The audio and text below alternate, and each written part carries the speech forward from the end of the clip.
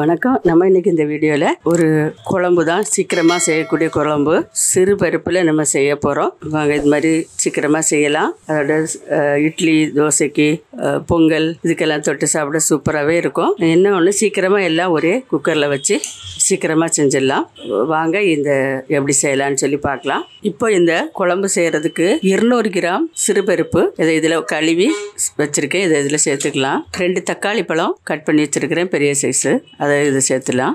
கொஞ்சம் மஞ்சத்தூள், கொஞ்சம் வெந்தயம், ஒரு 1/4 டீஸ்பூன் அளவு சீரகம், பெருங்காயத்துண்டு 2. இது எல்ஜி பெருங்காயத்தில் தான் எடுத்திருக்கேன், 2 துண்டு. நீங்கள் எந்த துண்டு காயம் வேணால் போட்டுக்கோங்க.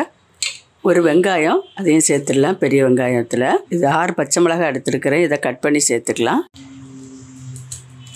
1/2 டீஸ்பூன் வத்தல் தூள் சேர்த்துக்கலாம். இப்போ தேவையான அளவு தண்ணி சேர்த்து விட்டுடலாம்.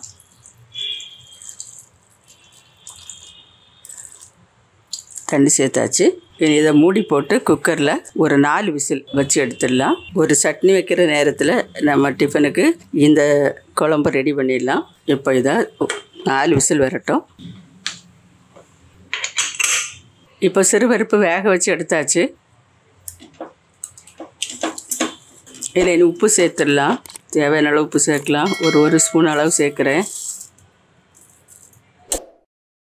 குழம்புக்கு தேவையான அளவு தண்ணி சேர்த்துடலாம்.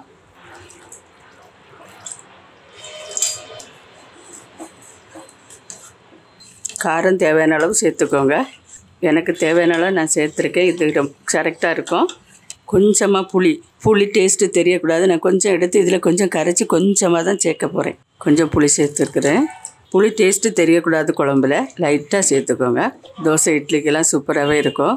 என்னென்னா சீக்கிரமாக செஞ்சு முடிச்சிடலாம். சீக்கிரம் செஞ்சிடலாம்.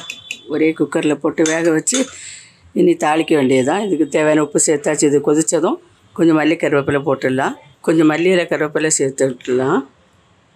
இனி இதுக்கு தாளித்து கொட்டிடலாம்.